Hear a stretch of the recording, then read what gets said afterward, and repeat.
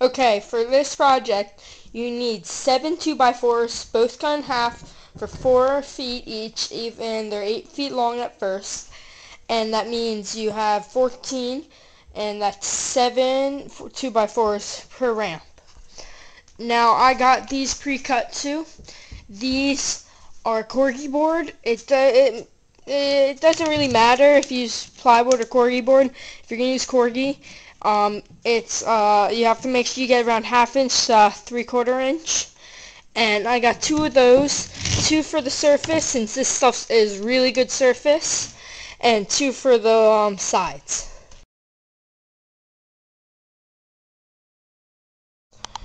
For the first step of the project, you need a leveler or just a 2x4 so you can draw the straight angle for your ramp surface.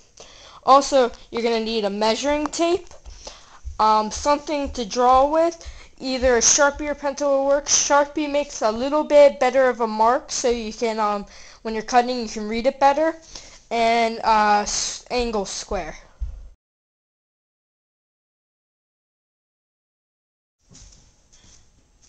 Alright, so the first thing you're going to do is take your tape measure, put on the end, and go up to around 2 feet. Now this ramp is going to be 4 feet long and 1.5 feet tall. You can make any changes if you want. This is going to be for my basement, so I don't want it that big.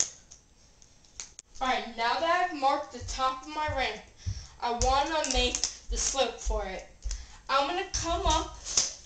It's going to be, the ramp is 48 inches long, but I'm going to make it 47 inches long so we can have a little bit of hang off for the ramp to, so it's easier to get up on the ramp.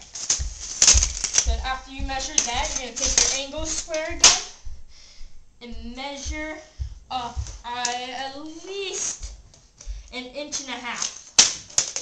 And once you got that, just trace it a couple of times, and now you know how much your angle is going to be.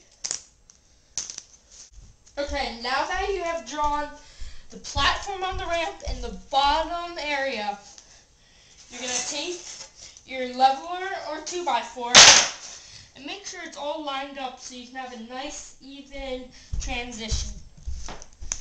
Once you got that, put some pressure down on it and mark up and down the measuring 2x4 or leveler at least 5 or 6 times so you have a nice dark cutting line.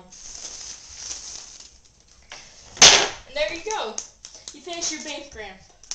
Now you're just going to repeat that, and you have 2 of them. Alright, so the next step for making your ramps is you're going to have to cut out the wood. Now you can either use a jigsaw or a circular saw, it doesn't matter. And you need a pair of safety glasses just in case. My parents make me wear these when I'm doing my ramp building. And so, let's get cutting. Alright, so I got my first cut done. It looks pretty good, a nice clean cut. Now I have to finish up on my second, add the ribs, and I'm done. Alright, so once you make your cuts, make sure you have the marks for where you're going to put the 2x4s at. So you're going to start on 1, go every 4 inches, then you're going to take a 7-inch break, almost 1, 2, 7, and then go 4, 1, 2, 3, 4, and so on and so on.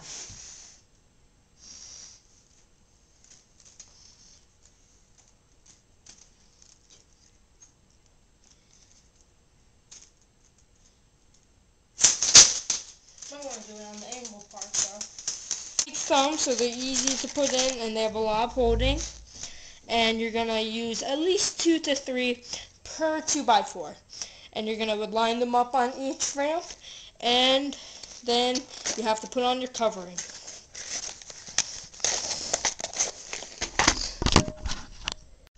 Okay, so I finished the spawning on my ramp. This took me at least half an hour to an hour. It's very difficult building by yourself. What you need is probably a friend to help you out with this. It went pretty smooth. Those nails worked really wide. It's just a little wobbly, but I don't know. It still will work. Now I just have to add the top layer, and I finish a bank ramp. Alright, so I finished the ramp. And it's pretty nice. I'm going to put a threshold and some masonite on it later. I just need to put on the top part so you can drop in on it. But it's a really nice bank ramp. Really, really sturdy. And you just have to make sure you get the wood on straight. I didn't. But it still works perfectly fine. And this ramp, I don't know, around $16 to $20. So this, a ramp like this, that's really, really good. It's 4 feet wide, 1.5 tall, 6 foot platform, and it is a beauty.